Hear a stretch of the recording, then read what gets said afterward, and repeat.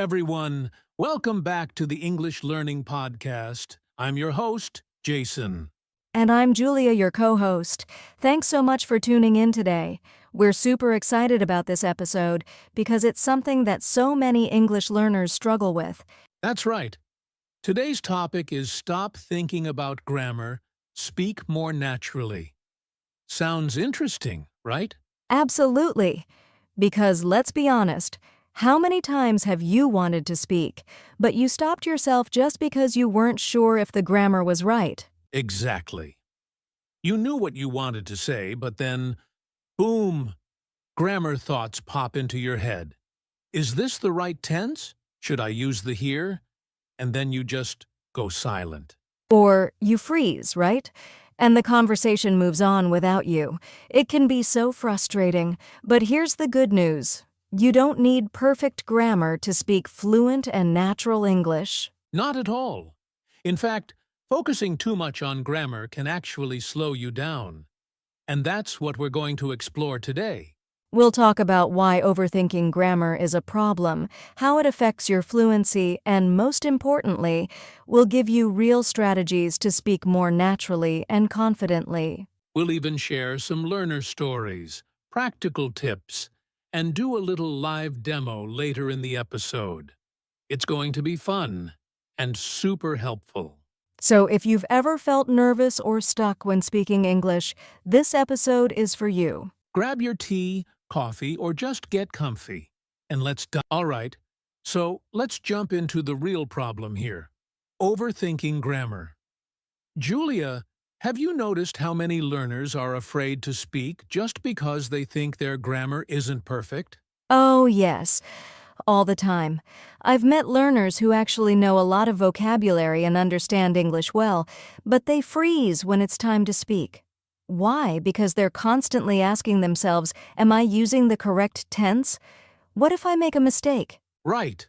It's like their brain is running a grammar check every second while they're speaking. And that slows them down. Instead of focusing on the message, they're stuck in their heads. Exactly. Imagine trying to drive a car while constantly checking the engine, the wheels, the oil. Every few seconds, you'll crash. Speaking English is the same. If you're too focused on the mechanics, you'll lose the flow. That's a great example. And here's another thing. Native speakers don't always speak with perfect grammar either. You'll hear things like, I ain't got none, or he don't care. Not grammatically correct, but people understand it. Communication still happens. Yes, and native speakers rarely stop in the middle of a conversation and think, should I use past perfect continuous or just past simple? They just speak naturally. Now, we're not saying grammar isn't important. It's useful, of course. But when you're in a conversation, grammar should not be the first thing on your mind. That's right. The first thing should be communication, getting your message across, making a connection with the other person.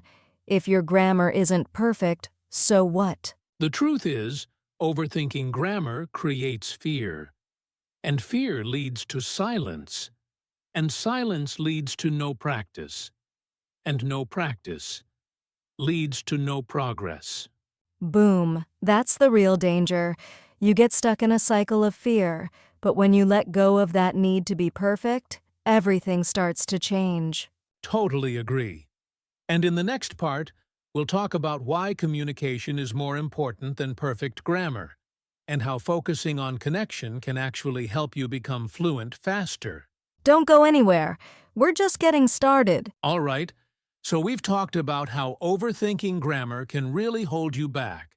But now, let's dig deeper. Julia, what's more important, grammar or communication? Ooh, that's the big question, isn't it? I'd say without hesitation, communication is more important.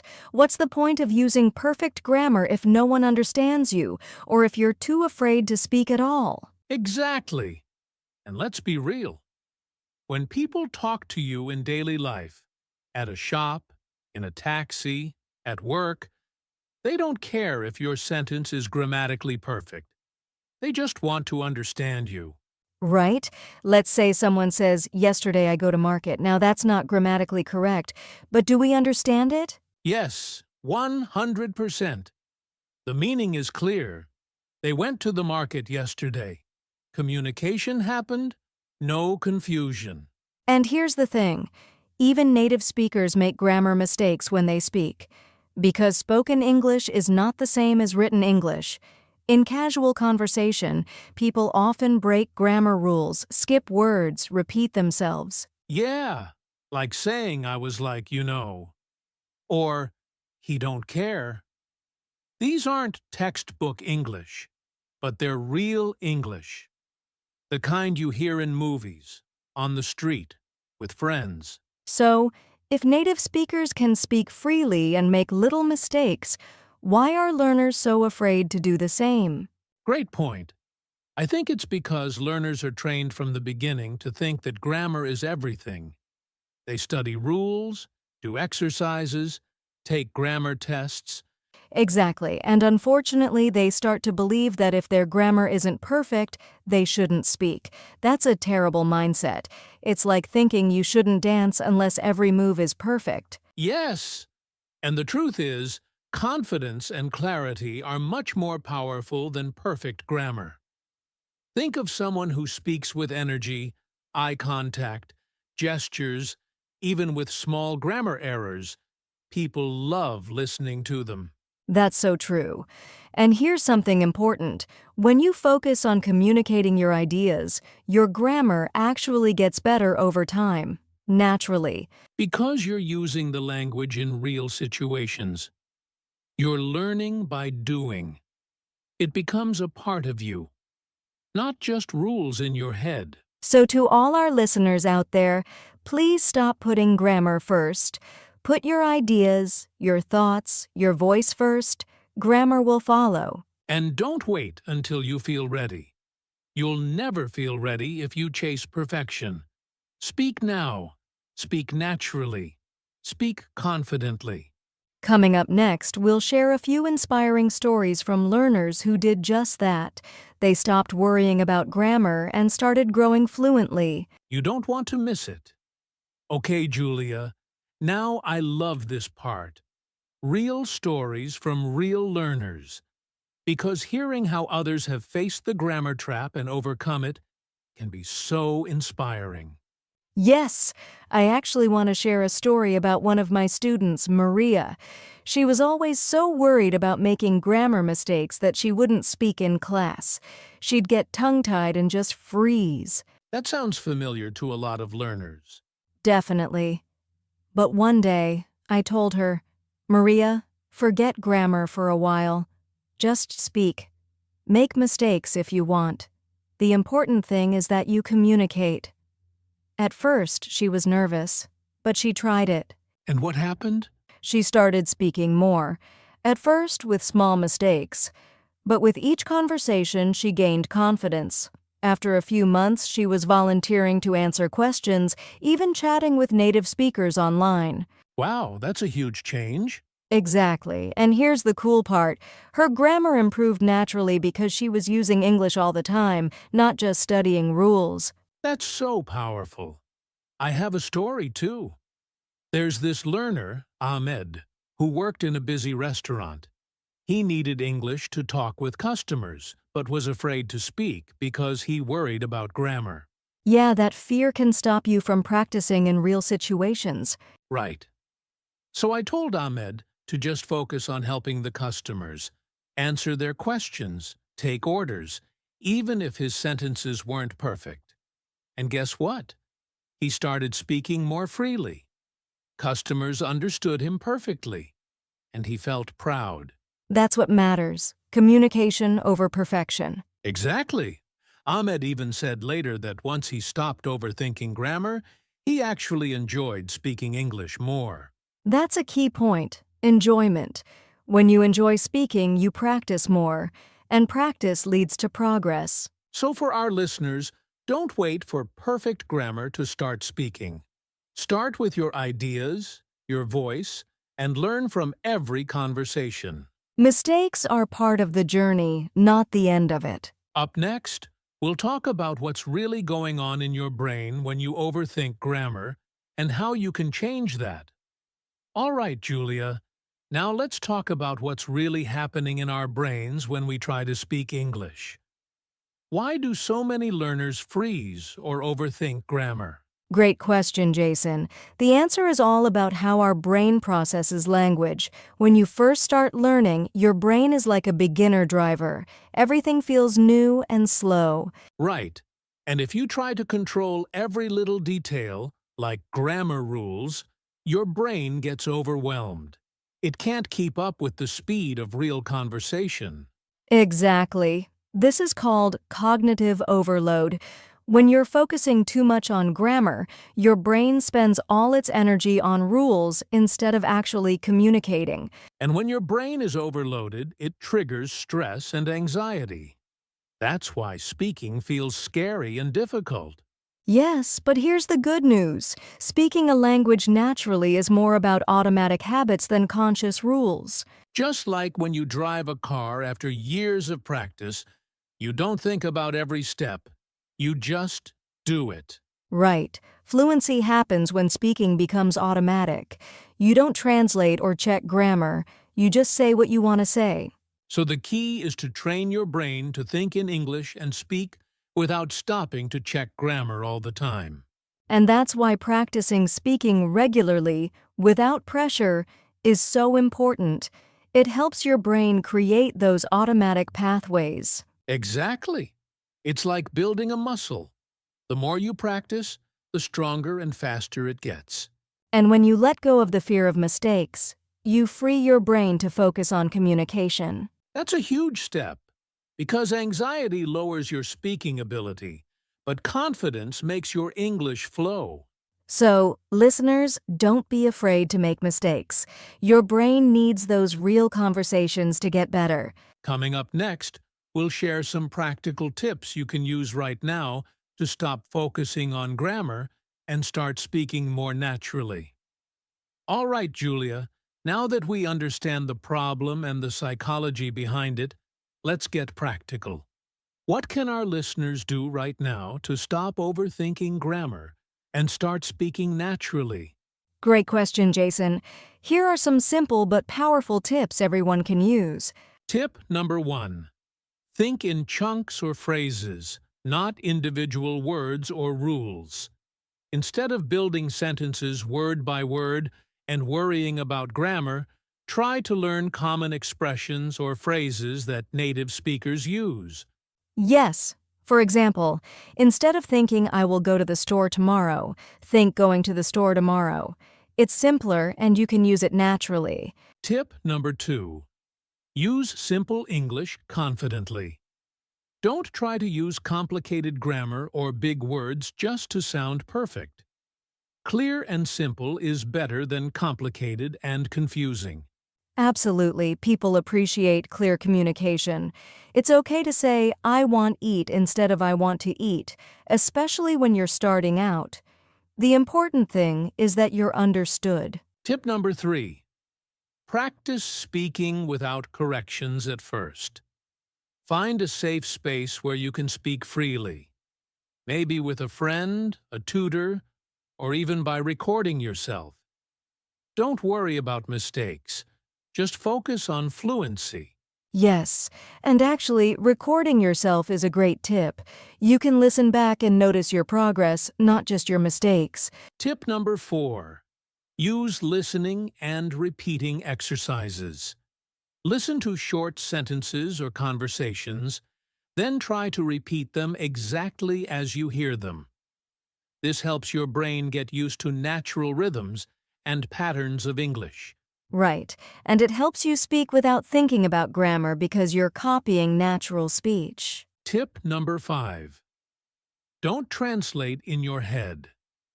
Try to think directly in English, even if it's simple thoughts.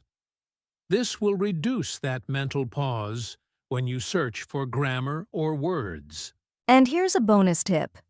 Don't aim for perfection. Aim for communication. When you focus on getting your message across, your grammar will improve naturally over time. Exactly. So to recap, think in phrases, keep it simple, practice freely, listen and repeat, think in English, and focus on communication. If you practice these tips regularly, you'll find yourself speaking more naturally and with more confidence, much faster. Next up, we'll do a live conversation demo to show the difference between focusing on grammar and focusing on communication. All right, Julia, now it's time for a live demo. Let's show our listeners the difference between speaking while overthinking grammar and speaking naturally. Sounds fun? I'll go first. I'll try to speak while focusing too much on grammar. Okay, let's hear it. Yesterday, I went to the store and I bought some fruits. I was not sure if the apples were fresh, so I checked carefully. Wow, I can hear you're really thinking a lot about grammar and word order. It sounds slow and a bit nervous. Yes, exactly. I'm trying not to make mistakes, but it feels awkward and unnatural. Now, let me try speaking naturally, without worrying about grammar too much. Yesterday, I went to the store and bought some fruits. I wasn't sure if the apples were fresh, so I checked them carefully. That sounds much better. You're clear, confident, and fluent. Thanks. The sentences aren't perfect, but that's okay. The message is clear, and it flows smoothly. Right. And when you focus on communication, you speak with more energy and confidence. Exactly. When you focus too much on grammar, you slow down and might even stop talking. Listeners, try practicing this at home. Say the same sentence 2 ways, one careful and slow, and one natural and relaxed. Feel the difference. This exercise helps train your brain to speak more freely and naturally. And remember, it's okay to make mistakes. The goal is to keep the conversation moving. That's the key. Speak to be understood, not to be perfect. Julia, now let's talk about something every learner worries about: making grammar mistakes. What should people do when they make a mistake while speaking? Great question, Jason. First of all, don't panic. Making mistakes is completely normal, and actually, it's a very important part of learning. Right. Mistakes don't mean you're a bad speaker or that you'll never improve. They're just signs that you're trying and learning. Exactly. And sometimes when you make a mistake, you can even use it as an opportunity. For example, if the other person doesn't understand, you can try to explain in a different way. Or if someone corrects you, don't feel embarrassed. Thank them and learn from it. But don't let the correction stop your conversation. Yes, keep going. The key is to keep communicating and not to get stuck on one mistake. Also, if you notice a mistake after speaking, it's okay to say, "Oh, and then correct yourself quickly. That's a natural part of conversation, even for native speakers. So, to all our listeners, embrace mistakes as part of your journey. The more you speak, the better you get. Mistakes are stepping stones, not roadblocks. Julia, now that we've covered the mindset and handling mistakes, let's talk about how our listeners can train themselves to speak naturally every day. What are some simple habits they can start? Great topic, Jason. The first habit I always recommend is shadowing. That means listening to a native speaker and repeating what they say immediately, trying to copy their pronunciation, rhythm, and intonation. Yeah, shadowing is powerful because it trains your brain and mouth to work together naturally. Exactly. You can do this with podcasts, YouTube videos, or even movies. Just pick a short sentence or phrase and repeat it several times. Another easy way is to talk to yourself in English. It might feel strange at first, but narrate your day or describe what you're doing. For example, "I'm cooking dinner," or "Now I'm reading a book." Yes, it builds your confidence and makes speaking a habit, even if there's no one around to talk to. Also, try to record your voice regularly. Listen to your recordings to notice improvements and catch words or sounds you want to work on. And don't be afraid to use language apps or chatbots where you can practice real conversations without pressure. Finally, the best tip is to speak with real people as often as you can, whether friends, tutors, or language exchange partners. Because nothing beats real conversation for training natural speaking skills. So, to sum up, shadow native speakers, talk to yourself, record your voice, use language tools, and speak with real people. If you practice these every day, even for just a few minutes, your natural speaking will improve a lot faster. Wow, Julia, what a great episode! Let's quickly recap the key points for our listeners. Yes. First, remember that overthinking grammar holds you back. Speaking naturally is more about communication than perfection. Exactly. We shared real stories to show that confidence comes when you stop worrying about grammar mistakes. And we talked about how your brain works best when speaking becomes automatic, like a habit, not a test. Plus, we gave some practical tips. Think in phrases, keep it simple, practice without fear, listen and repeat, and speak every day. So if you want to speak English more naturally, start today. Don't wait for perfect grammar or the right moment. That's right. Speak with confidence, make mistakes, learn from them, and keep going. You've got this. Remember, every step you take is progress. Thanks so much for listening to the English Learning Podcast. We hope you enjoyed today's episode. See you next time and happy speaking.